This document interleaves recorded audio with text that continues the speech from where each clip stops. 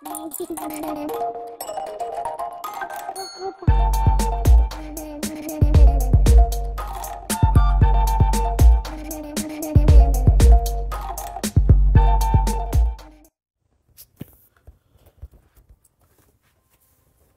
কুমারের ছোট গল্প প্রণয় পরিণাম। 1। হিন্দু বয়েজ স্কুলের 2য় শ্রেণীর ছাত্র মানিকলাল প্রতিবেশী বালিকা কুসুমলতার সঙ্গে প্রেমে পড়িয়া গিয়াছে। কবি গাহিয়াছেন, কে এমন প্রেমিক আছে যে প্রথম দর্শনে ভালোবাসে নাই? কেন, আমাদের মানিকলাল। কুসুমের সঙ্গে বাল্যকাল হইতে সে কত খেলা করিয়াছে। গাছের মগডালে উঠিয়া তাহাকে ছানা শুদ্ধ পাখির বাসা পারিয়া দিয়াছে, ঘোড়া সাজিয়া পৃষ্ঠে তাহাকে বহন করিয়াছে। কিন্তু তখন তো কোনরূপ চিত্তচাঞ্চল্য অনুভব করে নাই। কে জানে, হয়তো সে মনের মনে, হৃদয়ে হৃদয়ের ভালোবাসিত। অন্তরের সুগোপন অন্তরালে সে প্রচ্ছন্ন প্রবাহের অস্তিত্ব নিজেও অবগত ছিল না। মানিকলাল নিজের কাছে ধরা পড়িয়াছে সম্প্রতি মাত্র। সেদিন মানিক কুসুমদের বাগানে পেয়ারা পাড়িতে গাছে উঠিয়াছিল। কুসুম মাতার সঙ্গে গঙ্গা স্নান করিয়া বাড়ি ফিরিতেছে। কুসুমের পরিহিত বসনখানি জলসিক্ত, পৃষ্ঠলম্বিত ঘন কৃষ্ণ কেশরাজির প্রান্ত দিয়া ফোঁটা ফোঁটা জল পড়িতেছে। আর্দ্র মুখখানি প্রভাতের সোনালী রৌদ্র লাগিয়া প্রতিষ্মার মতো চিক করিতেছে। দেখিয়া মানিক হৃদয় হারাইল। ইহারা চলিয়া গেলে পর মানিক তাহার অন্তরে যেন এক অপূর্ব আলোকের রশ্মি প্রতিভাত দেখিল। সে আলোক তাহার মনদেহের প্রতি পরমাণুটিকে যেন বেড়শিয়া নৃত্য করিতে লাগিল। অলোক মন অতিক্রম করিয়া ক্রমে তাহার চক্ষু যুগলে আসিয়া উপনীত হইল এবং নিমেষের মধ্যে নিখিল বিশ্ব চরাচরে ছড়াইয়া পড়িল। সেই নবীন আলোকে মানিক আকাশের পানে চাহিল। আকাশ আশ্চর্য নীল, এমন কখনো দেখে নাই। বসুন্ধরার প্রতি দৃষ্টিপাত করিল। বসুন্ধরা আজ পরম সুন্দরী। দূরে দীর্ঘকা তীরে ঘুঘু ডাকিতেছে, উকু পাখি কলরব করিতেছে, বউ কথা কও মাঝে মাঝে ঝংকার দিতেছে। পাখির ভাষায় যেন আজ নতুন প্রাণ, নতুন সুর। মানিক নিঃশ্বাস ফেলিয়া গাছ হইতে নামিয়া আসিল। তাহার কোঁচার খুঁটে গোটা 10 পেয়ারা। ভালো দেখিয়া গোটা 2 রাখিয়া বাকি সমস্ত বাগানে ছড়াইয়া দিল। পেয়ারায়, বিশেষত কোষো পেয়ারায় আর তাহার চিত্ত নাই। সেদিন রবিবার ছিল, স্কুলে যাইতে হইবে না। আহত বদ মন্থর পদে বাড়ি আসিয়া মানিক পরিবার ঘরে প্রবেশ করিল। পরিবার জন্য? হায় না, পরিবার জন্য। চিন্তার অনলে নিজের হৃদয়কে আহুতি দিবার জন্য। শতরঞ্জ বিছানো মেঝেতে ওয়েবস্টার ডিকশনারি মাথায় দিয়া চুপ করিয়া শুইয়া রহিল। মানিকের বয়স 14 বৎসর। এই বয়সেই সে বাংলা উপন্যাস পড়িয়াছে রাশি রাশি। মৃণালিনী, চন্দ্রশেখর, উদ্ভ্রান্ত প্রেম হইতে আরম্ভ করিয়া বটতলার পারুলবালা, সোহাগিনী, বৌরানী প্রভৃতি কিছুই আর বাকি নাই। শুইয়া শুইয়া মানিক আকাশ পাতাল চিন্তা করিতে লাগিল।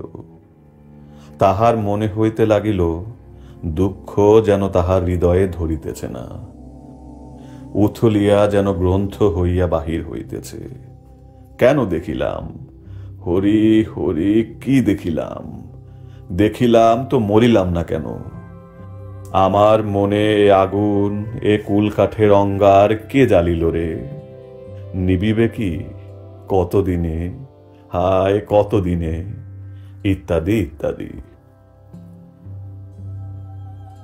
কিয়ৎক্ষণ পর শীষ দিতে দিতে লম্ফ দিয়া মানিকের সহপাঠী বন্ধু বিপিন ও শরৎ প্রবেশ করিল।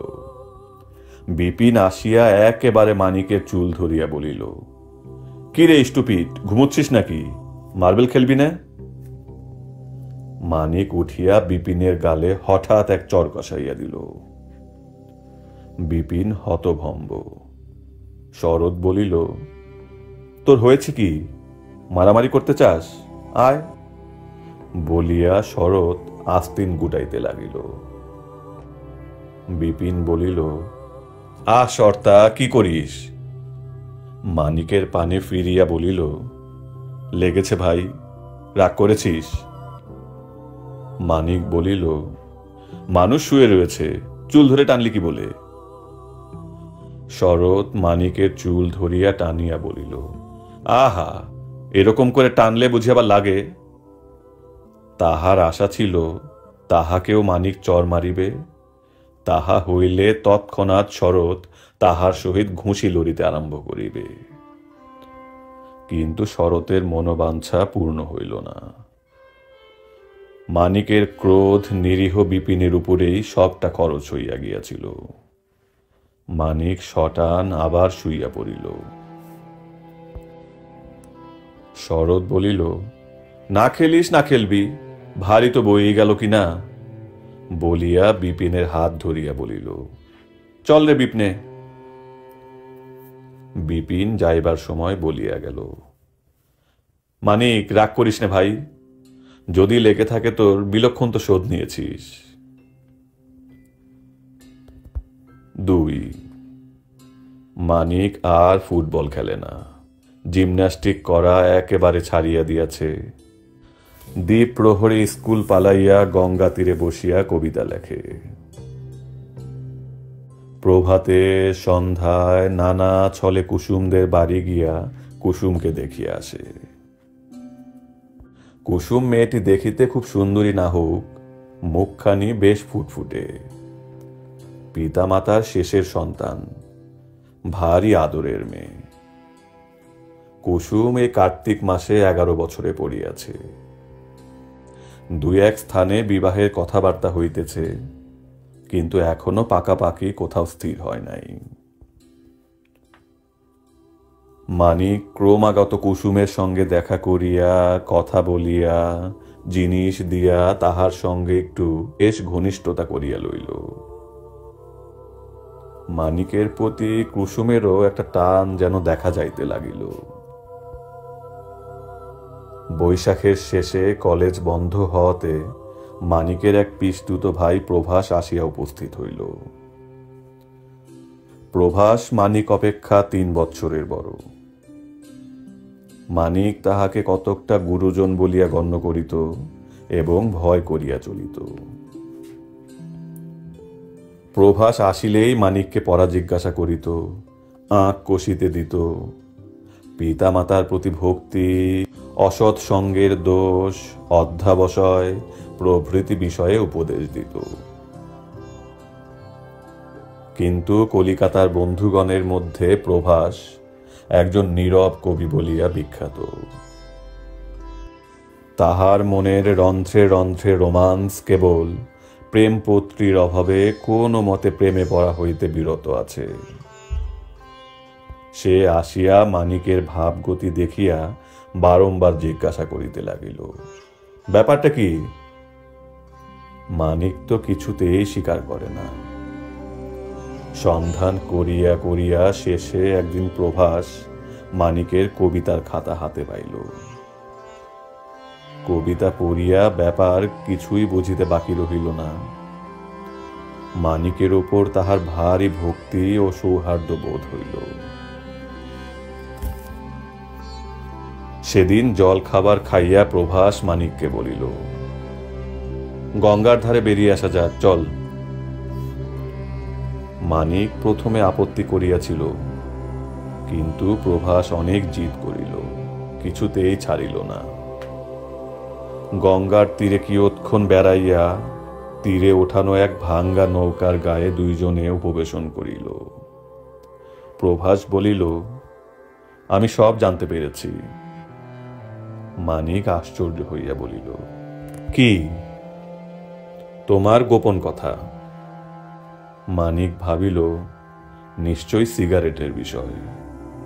ডেস্কের মধ্যে লুকানো বার্সাই, কাগজ প্রভৃতি প্রভাস দাদা বোধহয় দেখিতে পাইয়াছে।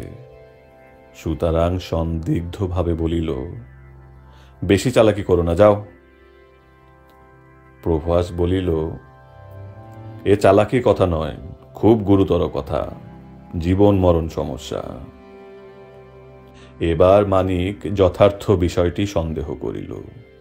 বলিল, কি হয়েছে? কি কি বিষয় বলোই না।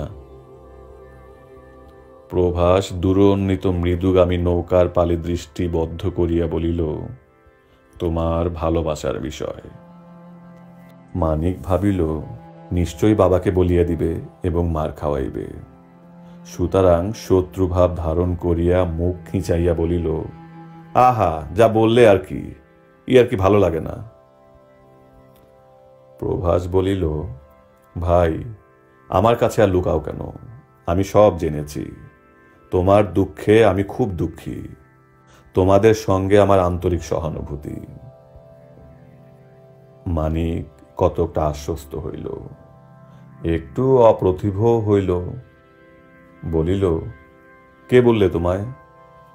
নৌকার গায়ে জুতার গোড়ালি ঠুকিতে ঠুকিতে প্রভাস বলিল, তোমার কবিতার খাতাও দেখেছি। আমাদের আতুল মারুজ্যের মেয়ে কুসুম তো? মানিক ঘাড় নাড়িয়া জানাইল, তাই বটে। তোমার কবিতা থেকে যেন বোঝা যাচ্ছে আকর্ষণটা উভয়ত প্রবল, তাই কি? মানিক বলিল, মনে তো হয়। স্পষ্ট কখনো বলেছে? না। তুমি কখনো তাকে স্পষ্ট করে বলেছ? না। ইহার পর দুজনে কিয়ৎক্ষণ নীরব হইয়া বসিয়া রহিল। শেষে প্রভাস বলিল, দেখো, ওরা আমাদের স্বঘর, মিলন হওয়া কিছুই আশ্চর্য নয়, কিন্তু মা বাপকে জানানোর আগে কুসুমের মন জানা দরকার। অনুমান ফনুমান নয়, স্পষ্ট জিজ্ঞাসা করতে হবে। মানিক বলিল, সে কখনো পারা যায়? প্রভাস ভ্রু কুঞ্চিত করিয়া বলিল, সে না পারলে চলবে কেন? তুমি যদি সত্যই ওকে লাভ করতে চাও, তাহলে এ বিষয়ে যা কিছু কর্তব্য সব তোমার সম্পন্ন করতে হবে। তা না হলে কি করে হবে? আর দেরিও করলে চলবে না। কুসুমের কত জায়গায় বিয়ের কথা হচ্ছে, কোন দিন বিয়ে হয়ে যাবে, তখন চিরদিনটি তোমার আফসোস করতে হবে। এ কথা শুনিয়া মানিক চঞ্চল হইয়া উঠিল। এতদিন সে শুধু ভালোই বাসিতেছিল, বিবাহ প্রভৃতির কল্পনাও কখনো করে নাই। এখন মনে হইতে লাগিল, বিবাহ হইলে তো ভারী মজাই হয়। দাদা, কি করে তার কাছে কথা পারি বলো দেখিন? তা আমি শিখিয়ে দিচ্ছি। একটু অবসর খুঁজে আড়ালে পেলে তার হাতখানি এমনি করে ধরে তাকে বলবে, দেখো কুসুম, আমি তোমায় ভালোবাসি। একটা দুরাশা মনে স্থান দিয়েছি, তুমি আমাকে ভালোবাসো কি? যদি বলে বাসি, তাহলে জিজ্ঞাসা করবে, তুমি আমার হবে কি? আমায় বিয়ে করবে কি? যদি সে অনুকূল উত্তর দেয়, তাহলে তার হাতটি এই রকম করে ঠোঁটে তুলে চুমো খাবে। মানিক বলিল, কিন্তু দাদা, সে যদি রাজি না হয়? প্রভাস বলিল, তা প্রথমবারেই রাজি নাও হতে পারে। ওরকম অনেক কেতাবে পড়া গেছে। প্রথমবারে কেউ কেউ একেবারেই না বলে দেয়, কেউ কেউ বা বলে, ভারী সহসা বলেছ, সময় উত্তর পাবে। যেরকম হয় তখন আবার তোমাকে শিখিয়ে দেব। চাঁদ উঠিয়াছিল। দুইজনে নানা জল্পনা করিতে করিতে বাড়ি ফিরিয়া আসিল। ৩ পরদিন হইতে মানিকলাল অবসর অন্বেষণ করিতে লাগিল। কয়েকদিন চেষ্টার পর তাহা লাভও করিল। একদিন সকালে কুসুমদের বাড়ি গিয়া দেখে বাড়িতে কেহ নাই।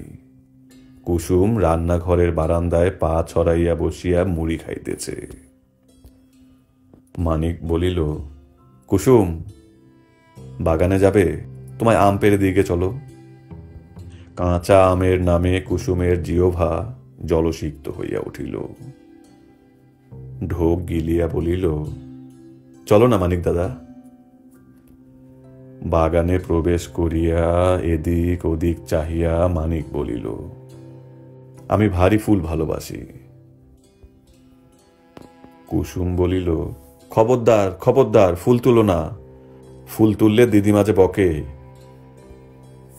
মানিক বলিল, না না, তুলছি নে, শুধু ফুল ভালোবাসি তাই বলছি। ফুলকে ভালো কথায় কি বলে জানো? কুসুম মুখ ঘুরাইয়া বলিল, আহা, কে না জানে, পুষ্প। আমাদের পদ্মপাদবে রয়েছে, শাখে শাখে পুষ্পগুলি কিবা মনোহর, পাখি ডাকে সুধা ঢালে শ্রবণ ভিতর। আচ্ছা মানিক দাদা, তুমি তো ইংরেজি পড়ো, শাখী মানে কি বলো দেখিনি? কুসুমের চক্ষু দুইটি মানিকের পানে চাহিয়া হাসিতে লাগিল। মানিক বলিল, পুষ্প ছাড়া ফুলের আর কি নাম হয়? আহা, তুমি আগে আমার কথার উত্তর দাও না মশাই, শাখী মানে কি? শাখী মানে বৃক্ষ। জানে রে, বলিয়া কুসুম হাসিতে হাসিতে মাথা নাড়িল। মানিক বলিল, এখন বলো, পুষ্প ছাড়া ফুলের আর কি নাম হয়? আর কি নাম, দাঁড়াও ভাবি, বলিয়া কুসুম ঠোঁট নাড়িয়া বীজ বীজ করিয়া কি বকিতে লাগিল। বোধহয় কোনো কবিতা আবৃত্তি করিতেছিল। মানিক বলিল, কু। কুসুম বলিল, কু? কু কি? কুহু কুহু রব করি ডাকিছে কোকিল, কুসুম। ওহো, মনে পড়েছে, ফুলের আরেকটা নাম কুসুম গো কুসুম, কুসুম দুলায়ে ধীরে বহিছে অনিল। আচ্ছা মানিক দাদা, অনিল মানে যদি বলতে পারো তো বুঝি। মানিক বলিল, অনিল মানে বাতাস। বালিকার চক্ষে একটা আনন্দ ও প্রশংসার আলোক দেখা দিল। মানিক যথাশিক্ষা কুসুমের হাতখানি ধরিল, ধরিয়া বলিল, বুঝতে পারলে না, আমি ফুল ভালোবাসি বলেছি, তার মানে আমি কুসুম ভালোবাসি। আমি তোমায় ভালোবাসি কুসুম, তুমি আমায় ভালোবাসো? কুসুম দ্বিধা মাত্র না করিয়া বলিল, হ্যাঁ। মানিক বলিল, দেখো কুসুম, অনেক দিন থেকে একটা দুরাশা মনে স্থান দিয়েছি, তুমি আমায় বিয়ে করবে? প্রথম কথাটার মানে কুসুম কিছুই বুঝিতে পারে নাই। দ্বিতীয় কথাটার মানে বুঝিল, কিন্তু ওই কথাতেই সব মাটি হইয়া গেল। ধ্যাত, বলিয়া মানিকের হাত ছাড়াইয়া কুসুম ছুটিয়া পালাইয়া গেল। তাহার পায়ের মল ঝমঝম করিয়া বাজিতে লাগিল। যতক্ষণ দেখা গেল মানিক তাহার পানে চাহিয়া রহিল। কুসুম চক্ষুর অন্তরাল হইলে মানিক ব্যাপারটা মনে মনে পর্যালোচনা করিতে লাগিল। বিবাহের নামে কুসুম অমন করিয়া ছুটিয়া পালাইল, তাহার অর্থ কি? তবে কি কুসুম সম্মত নয়? অজস্র উপন্যাসগুলি মানিক একে একে স্মরণ করিতে লাগিল। ক্রমে মনে একটা মীমাংসাও পাইল। লজ্জা প্রণয়ের চিরসহচর। কুসুমের পলায়নের কারণ যে লজ্জা, সে সম্বন্ধে তাহার মনে আর কোনো সংশয় রহিল না। 4 প্রভাস শুনিয়া বলিল, তবে আর কোনো চিন্তা নাই, ভালোবাসে যখন স্বীকার করিয়াছে তখন বিবাহে সম্মতি ধরিয়াই লওয়া যাইতে পারে। এখন উভয় পক্ষের পিতামাতার সম্মতি করাইতে পারিলেই কার্যসিদ্ধি। মানিক বলিল, বাবাকে তুমি বললে বাবা রাজি হবেন তো? প্রভাস বলিল, দেখো, তার চেয়ে বরং তুমি বলো। হাজার হোক তোমার বাবা, আমার মামা বই তো নয়। বাবায় মামায় ঢের তফাৎ। মানিক বলিল, সে আমি পারবো না। তুমি গোড়া থেকেই বললে তুমি প্রস্তাবটা করবে, এখন পিছুচ্ছ কেন? প্রভাস প্রথমটা মানিককে যে পরিমাণ উৎসাহ দিয়াছিল, কার্যকালে তাহা রক্ষা করিতে পারিল না। মানিকের পিতা নন্দলাল বাবু অত্যন্ত রাশভারী লোক। তাহার নিকট অগ্রসর হইয়া কথা পাড়ায় বিলক্ষণ সাহসের প্রয়োজন। এই রূপে ইতস্তত করিতে করিতে সপ্তাহখানেক কাটিল। মানিক ও প্রভাস যখনই নির্জনে থাকিত, তখন আর দুজনের অন্য কথা নাই। পূর্বে দুজনের মধ্যে গুরু শিষ্য গোছের যে একটা অনির্দিষ্ট সম্পর্ক ছিল, এখন তাহা ঘুচিয়া সখ্যে দাঁড়াইয়াছে। একদিন মানিক কুসুমের নামে একটা মস্ত কবিতা লিখিল। প্রভাস তাহা পড়িয়া ধন্য ধন্য করিতে লাগিল। বলিল, স্বয়ং অনুভব করিয়া কবিতা না লিখিলে কি আর কবিতা? বলিল, ইহা কুসুমকে নিশ্চয়ই দেখানো উচিত। উত্তম চিঠির কাগজে লাল কালির বর্ডার টানিয়া নীল কালি দিয়া মানিক কবিতাটি নকল করিল। তাহার পর আবার অবসর খুঁজিয়া কুসুমের সঙ্গে নির্জনে সাক্ষাৎ করিল। কুসুম কবিতা লইয়া পড়িল। কি বুঝিল সে জানে। মানিক বলিল, কুসুম, তুমি এটা রাখবে? কুসুম বলিল, রাখবো বই কি।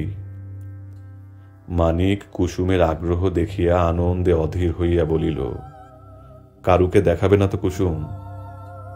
কুসুম প্রবল ভাবে মাথা নাড়িয়া বলিল, কারুককে নয়। খুব লুকিয়ে নিয়ে যেও। কোথায় রাখবে? কেন, আমার বাক্সে। মানিক নিশ্চিন্ত হইয়া বাড়ি আসিল। ওদিকে পরম সত্যবাদিনী কুসুম বাড়ি গিয়াই বলিল, দিদি, একটা কথা বলি শোন। তাহার দিদির নাম নলিনী। সে 16 বৎসরের, বিবাহিতা, স্বামীর প্রেমে ভরপুর, মনের সুখে হাস্য কৌতুকময়ী। দিদি আসিলে কুসুম বলিল, মেজদি, একটা মজা দেখবি? কি? কুসুম খামখানি বাহির করিয়া বলিল, কারুকে বলবি নে? কার চিঠিলা? বলিয়া নলিনী ছোঁ মারিয়া খাম কাড়িয়া লইল। মুহূর্ত মধ্যে তাহা খুলিয়া পড়িতে আরম্ভ করিল। কুসুমলতা মনের কথা শুনো সই। পড়িয়া নলিনী অবাক। পাতা উল্টাইয়া নাম খুঁজিল, কোথাও নাম নাই। জিজ্ঞাসা করিল, এ কোথা পেলি? মানিক দাদা দিয়েছে। কে? ম্যানকা? হ্যাঁ। নলিনী গালে হাত দিয়া বলিল, ও মা, কি হবে? তোকে এসব লিখেছে কেন? কুসুম ভীত হইয়া বলিল, তা কি জানি। এ যে ভালোবাসার কবিতা, তোদের ভালোবাসা হয়েছে নাকি লো? কুসুম বলিল, ম্যানকা আমায় একদিন বলেছিল যে আমি তোকে ভালোবাসি।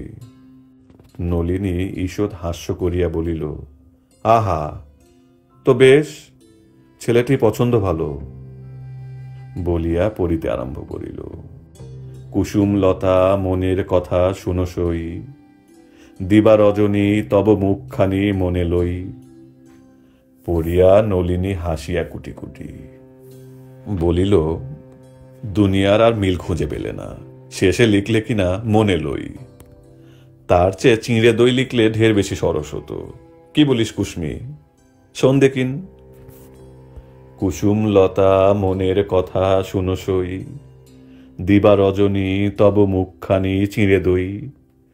অর্থাৎ কিনা চিঁড়ে দই দেখলে কারো কারো যেমন খাবার লোভ হয়, তোমার মুখখানি দেখলে আমারও সেই রকম লোভ হয়। বলিয়া নলিনী খুব হাসিতে লাগিল। হাসির শব্দে মা আসিয়া প্রবেশ করিলেন। বলিলেন, অত হাসছিস কেন? হয়েছে কি?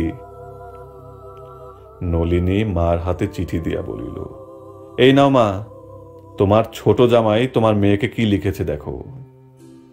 মা লেখার পানে চাহিয়া বলিলেন, কথা ছিঁড়ি দেখ না, কি বলিস তা ঠিক নেই, কিয়া? নলিনী মার কাছে সরিয়া গিয়া বলিল, ভালোবাসার চিঠি। এত বড় মেয়ে হলে বিয়ে দিচ্ছ না, তা মেয়ে নিজেই নিজের বর ঠিক করে নিয়েছে। মা তো অবাক, বলিলেন, কে লিখেছে এসব? সে পরে বলবো, আগে শোনোই না। বলিয়া মার হাত হইতে কবিতা লইয়া নলিনী পড়িতে আরম্ভ করিল। কুসুম লতা মনের কথা শুনো সই, তব মুখখানি দিবা রজনী মনে লই। শয়নে স্বপনে কিংবা জাগরণে সদা সর্বদা, চিন্তা করি তোমার রূপ নিরুপমা ওগো প্রেমদা। ভাবিয়া ভাবিয়া নিদ্রাতে আগিয়া ফেলি অশ্রুজল, যথা শুষ্ক তরু হনু এবে সরু দেহ টলমল। মা বাধা দিলেন, বলিলেন, কি পাগলামি করছিস, রঙ্গ ভালো লাগে না। কে লিখেছে বল না। চৌধুরীদের মেনকা লিখেছে। মেনকা? আরে গেল যা, কি দস্যি ছেলে গো, এ কি বিদ্যে? বলিয়া মা কুসুমকে খুঁজিতে লাগিলেন। কুসমি, কুসমি, কুসমি কোথা গেল? কুসুম গোলযোগ দেখিয়া পূর্বেই চম্পট দিয়াছিল। ক্রুদ্ধা জননী বাহির হইয়া কুসুমকে গ্রেপ্তার করিলেন। বলিলেন, এ কি রে সতেক খোয়ারি? কুসুম গোঁ হইয়া বলিল, আমি কি জানি? তুই জানিস নে তো কে জানে আবা কি? খেয়ে দে দিনকের দিন হাতি হচ্ছেন, আর এইসব বিদ্যে হচ্ছে। কি হয়েছে বল? কুসুম বলিল, হতভাগা নক্ষী ছাড়া ম্যানকা আমায় দিলে তো আমি কি করব? আমার বুঝি দোষ? বারে, কি বলেছে দেবার সময় তোকে? বলেছে মাকে কি কাউকে দেখাস নে, বাক্সতে লুকিয়ে রাখিস। মা তখন কুসুমকে অনেক জেরা করিলেন। জেরার শেষে কুসুম বলিল, একদিন বাগানে ডেকে নিয়ে ম্যানকা আমায় বললে কি, আমি তোকে আম পেড়ে দেব, তুই আমায় বিয়ে করবি? দূর পোড়ার মুখ বলে আমি পালিয়ে এলাম। এই কথা শুনিয়া রাগের মধ্যেও মার ওষ্ঠের কোণে একটু হাসি দেখা দিল। শেষে তিনি বলিলেন, শোন বলছি, ফের যদি ম্যানকার ত্রিসীমানায় যাবি, কি ওর সঙ্গে কথা কবি, কি খেলা করবি, তাহলে গলায় পা দিয়ে মেরে ফেলবো, বুঝেছিস? কুসুম কাঁদিতে কাঁদিতে বলিতে লাগিল, বারে, আমি কি করব, আমায় দিলে কেন? মা তখন সে কবিতা কুচি কুচি করিয়া ছিঁড়িয়া উনানে ফেলিয়া দিলেন। 5 ওহো, কবি সত্যই বলিয়াছেন, যথার্থ প্রণয়ের পথ কখনো মসৃণ হয় নাই। যে ভালোবাসিয়াছে সেই কাঁদিয়াছে। প্রেম যে কেবলই যাতনাময়, তাহাতে যে কেবলই চোখের জল, এ কথা কে অস্বীকার করিবে? কুসুম তো বকুনি খাইয়াই নিস্তার পাইল, কিন্তু মানিকলালের অদৃষ্টে আরো দুর্গতি লেখা ছিল। মানিকের পিতা নন্দ চৌধুরী গ্রামের ডাক্তার, খুব পসার। প্রাতে রোগী দেখিতে বাহির হন, যখন বাড়ি আসেন তখন প্রায় 12টা। স্নান আহার করিয়া নিদ্রা যান।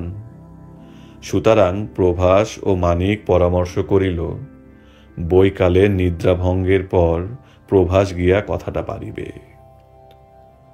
দুইজনে বাহিরের ঘরে বসিয়া প্রতীক্ষা করিতেছে। একটা প্রবল আশঙ্কা ও অনিশ্চয়তায় দুইজনের মুখই কালিমাময়। শেষে 4টা বাজিল, শব্দ শোনা গেল। বিছানা হইতে নন্দ চৌধুরী হাঁকিলেন, ওরে বুনো, তামাক নিয়ে আয়। আরো কয়েক মিনিট গেল। তারপর কাঁপিতে কাঁপিতে প্রভাস গিয়া মামাবাবুর শয়নকক্ষে প্রবেশ করিল। নন্দ চৌধুরী বিছানার উপর তাকিয়ায় হেলান দিয়া বসিয়াছেন। নিদ্রা ভঙ্গে তাহার চক্ষু রক্তবর্ণ। নিম্নে একটি ক্ষুদ্র চৌকিতে গুড়গুড়ি রক্ষিত, ধূমপান করিতেছেন। প্রভাস প্রবেশ করিয়া বিছানার কাছে একটি চেয়ার ছিল, তাহাতে বসিল। নন্দ চৌধুরী বলিলেন, কি প্রভাস? তাহার স্বর বৈকালিক নিদ্রার শ্লেষ্মা জড়িত। প্রভাস কপালের ঘাম মুছিয়া বলিল, আগে একটা কথা আজ আপনাকে বলবো মনে করেছি। নন্দ চৌধুরী উৎসুক হইয়া গুড়গুড়ির নল মুখ হইতে খুলিয়া প্রভাসের পানে চাহিয়া অস্ফুট স্বরে বলিলেন, কি? প্রভাসের হৃৎকম্প উপস্থিত হইল। মনে হইতে লাগিল, কেন আসিলাম, কেন এ জালে নিজেকে জড়াইলাম। কিন্তু আরম্ভ যখন করিয়াছে, আসরে নামিয়াছে, শেষ পর্যন্ত যাইতেই হইবে। সুতরাং বাক্য স্ফুরণ করিতে বাধ্য হইল। বলিল, আমাদের মানিকের জন্য ভারী চিন্তিত হতে হয়েছে। কেন, কি হয়েছে? কোনো ব্যারাম সারাম নাকি? ডাক্তার মানুষ, ব্যাধির কথাটাই প্রথমে মনে হয়। প্রভাস বলিল, আগে শারীরিক ব্যারাম নয়, মানসিক বটে। চৌধুরী গুড়গুড়ির নল পুনরায় মুখে লইয়া বলিলেন, কিরকম? ও একটি মেয়ের সঙ্গে লভে পড়েছে। গুড়গুড়ির নল মুখ হইতে একেবারে বিছানায় ফেলিয়া নন্দ চৌধুরী উঠিয়া বসিলেন। বলিলেন, কি বললে? প্রভাস তাহার ভঙ্গি দেখিয়া বিপদ গণিল। বলিল, আগে একটি মেয়ের সঙ্গে প্রণয় হয়েছে। প্রণয় হয়েছে? সে আবার কিরকম? ব্যাপারখানা কি? কার সঙ্গে প্রণয় হয়েছে? আগে অতুল বারুজ্যের যে কুসুমলতা বলে একটা মেয়ে আছে, তার সঙ্গে ও লভে পড়েছে। তাই আপনাকে বলতে এসেছি, যদি ওর জীবনে সুখ চান তবে কুসুমের সঙ্গে ওর বিবাহ দিন। নন্দ চৌধুরী শুনিয়া গম্ভীর হইয়া তামাক খাইতে লাগিলেন। কিয়ৎক্ষণ পরে স্বর একটু নামাইয়া বলিলেন, কিরকম করে লবে পড়ল? প্রভাস মনে মনে অত্যন্ত উৎসাহিত হইল। ভাবিল, তবে সন্তানের দুঃখে পিতার মন গলিয়াছে। বলিল, আগে কিরকম করে পড়ল তা বলা বড় কঠিন, তবে এ পর্যন্ত বলতে পারি যে আকর্ষণটা উভয় মতো প্রবল। চৌধুরী বলিলেন, উভয় মতো প্রবল বটে, বলিয়া তামাক খাইতে লাগিলেন।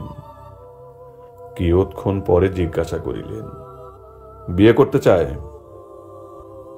মাথা নিচু করিয়া ধীরে ধীরে প্রভাস বলিল, আগে এই তো একমাত্র স্বাভাবিক পরিণাম। মানিক বলেছে, বিয়ে যদি না হয় তাহলে ওর জীবন মরুভূমি হয়ে যাবে। চৌধুরী বলিলেন, মরুভূমি? ও, বলিয়া তামাক টানিতে লাগিলেন। প্রভাস একটু অপেক্ষা করিয়া বলিল, প্রথম প্রণয় প্রায় ভারী গভীর হয়, তাকে বাধা দিতে যাওয়া অনেক সময় সর্বনাশ। চৌধুরী বলিলেন, মেনকাকে ডাকো। প্রভাস উঠিয়া পরিবার ঘরে গেল। দেখিল, হাতে মুখ ঢাকিয়া দিয়া মানিক শুইয়া আছে। একটু হাসি মুখে বলিল, মানিক, যাও ভাই, মামা বাবু ডাকছেন। মানিক বলিল, কিরকম বুঝলে? এ পর্যন্ত তো খুবই আশাপ্রদ। খুব সুহৃদয় ভাবে জিজ্ঞাসাবাদ করলেন।